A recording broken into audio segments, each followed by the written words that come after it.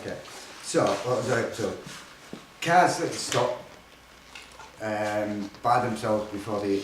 I saw, I think it was another Discovery programme where some Japanese scientists showed a car coming up to a traffic light turned red, the guy didn't press the brake, but the car stopped because it has sensors that sense these things. Okay, so they're there now, but Jacques Fresco was talking about this years ago. And magnetic railways, monorails, we've got them. He's been talking about these for years, but we've now got them. So there's three things that this guy started and showed you how to make, and now they're being used. Yeah? He really is a genius. I don't call many people that, and I don't call many people my hero, but he is one of my heroes, because like Gary Davis, these guys have been at it a long time. And the Venus project is all about building a humane city, which is based on resources.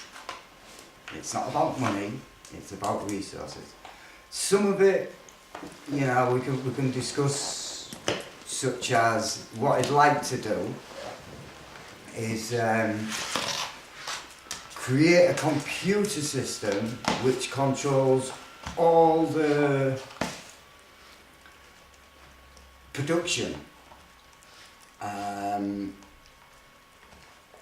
keeps a stock check of all the resources, and I'll give you for instance, say there's an earthquake in Japan, they need loads of resources. With this system, it would come up on a computer, spread around the world, and some place would go, ah yes, we've got some of that, we can send you it. Or another country will go, ah yes, we've got that, if you need it, Japan, here you go. As I say, it's a bit worrying in one way. It's not your fault. Yeah, it's a bit worrying in the sense of I don't want to give too much power to computers, but at the same time, I think I get what he's talking about. And he's not actually talking about making decisions for you. What he's talking about is using computers, and we already do it anyway. I mean, we always, one of the examples he gives is you go to a meat factory or a grocer's, you say, I want a pound of meat. Well, you can't look at it and say that's a pound of meat. So what do? You put it on a scale. A scale is a machine. So we're already doing it. He just wants to take it a little step further so that we can use all the resources that, as I said earlier, that we're already in production, that we don't need to, not yet, we can stop for a while. And it will keep an eye out on what we need, where it's needed, and basically just keep a bit more control on how we use our resources. I think that's what it's about, really, because we are wasteful.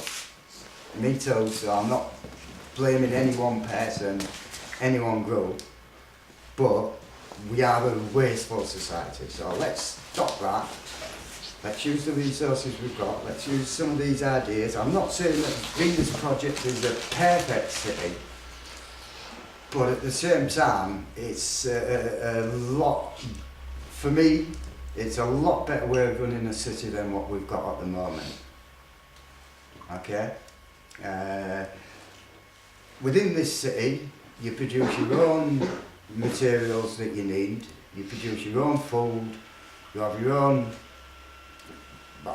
we already have an education system in each city, but his idea is have certain buildings with certain educational subjects, and then you can use them to your own advantage. You don't just get sent to one because you've got to learn this.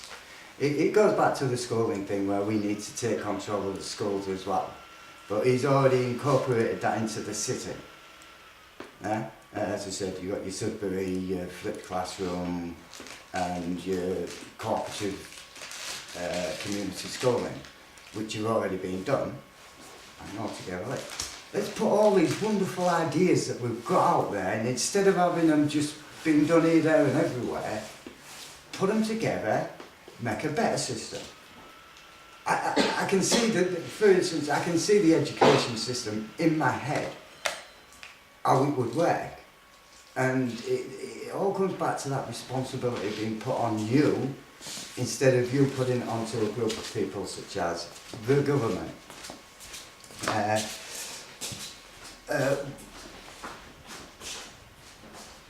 So, here's one of the things you said that I like. It's bold thinking. How much does it cost? New thinking. Do we have the resources to do it?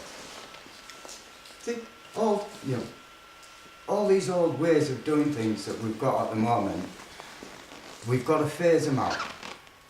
Yeah? We've got to phase them out and start thinking in new ways. And I like to think that I'm getting there. I like to think that all my thinking is starting to be new thinking, not old thinking.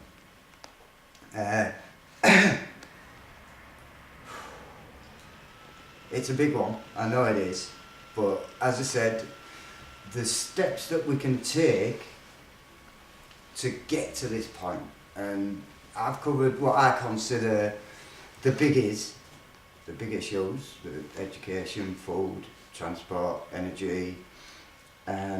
If there's anything that you would like to add to that, I'm just doing this, putting it out there, and it's to be taken by you guys. It's like a relay race.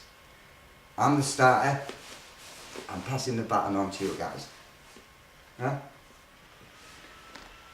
That was going to be it, but I came across an absolutely stunning thing last night. I've heard about him before, and I've never really looked him up. The guy's called Buckminster Fuller.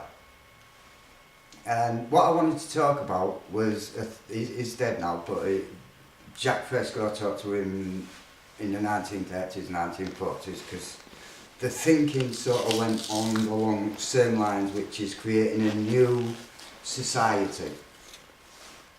And there's a thing now called the Buckminster Fuller Challenge. And it's a challenge that's held every year, and it's for people who have ideas for the benefit of humanity. And what I did, I took the 2011 winner, the 2010 9-8 winners, and I put a little thing down the bottom, that's why I say it's a little bit extra. In 2011, a thing called Blue Ventures won it. As I say, you can check all this out, just put the Buckminster Fuller Challenge in your computer. And what this is tropical coastal management, and that is basically a community-owned marine conservation solutions. So what this has done is certain areas of the world coastal have been really ravaged by humanity. Go on, Dan. Don't do it while I'm on gun. Don't do it. Excuse me. Yeah. So, what these guys did, they came up with these. Stop it. They came up with these ideas to help tropical coastal communities to, I'm going to say, even though I don't like it, to help them become financially viable communities, but also working in conjunction with repairing damage that we've done to the coastal areas. So they won it last year. As I say, you can check these things out. They have things you can join. I joined a couple of them. So yeah, tropical coastal management, community-owned marine conservation. I'm looking at my book because this is new information for me as well. 2010, the winners were, I should have got that down. If you put ACHM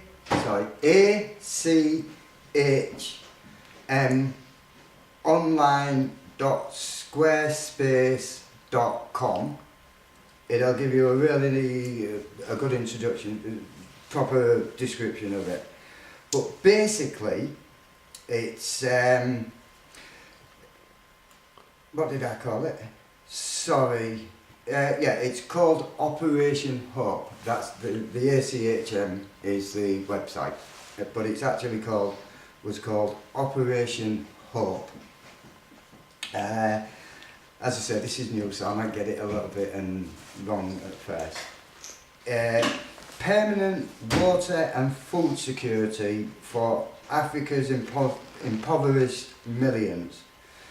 The Centre for Holistic Management, that's what the ACH stands for.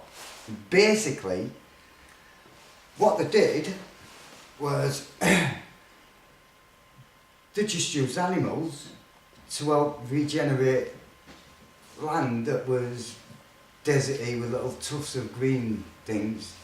And they've used animals, and according to this, and it won the Buckminster, so it's not somebody's pie in the sky that's done it, it's there. And it does actually re-energise the land. It makes it arable, like, as I said, they talk about a piece of land that was just little bits of tufts of green and the rest of it was rock, sand and so on, and they made it so it was growing grass and things for animals, and they use animals to produce this. Check it out. I might not be describing it very well, I'm sorry, but as I say, it's new information. I'll look into it more and more, get it better and better.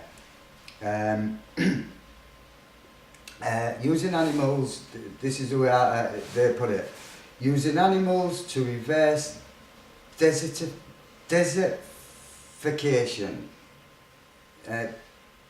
I'm sorry, I said this is new stuff, I'll have to say this a few more times. But it's basically turning desert land into arable land. That's all it's about. I think a big exponent of this is a guy called Alan Savory. Savory. S-A-V-O-R-Y. So you can, if you put, as I say, if you use that website I mentioned, it'll all come up. Or you can just go to the Buckminster Fuller Challenge and look and press on 2010 and it'll show you the winner and what they're doing. This is one of my favourites, okay, because this goes about the pollution problem, and it also goes with the Venus project, and it's called Sustainable Personal Mobility and Mobility on Demand Systems. And it, as I say, it's all new, so I'm just reading it as I put it down. It utilises fleets of shared use lightweight vehicles at automatic charging racks. And I wrote the three that they wrote on the computer. And one is the city car, robo scooter, and the green wheel bicycle. The green wheel bicycle. Basically, it's folding vehicle technology. I don't know. This is what I think, and I have seen it being done before. And basically, it's renewable energy vehicles that are placed in certain areas in your city, which you can then go use and take back to the charging rack for the next person to use. As I say, these technologies are there. I checked this one because I thought, I've heard about this before. Is it actually being used? Okay, I'm going to wait a minute.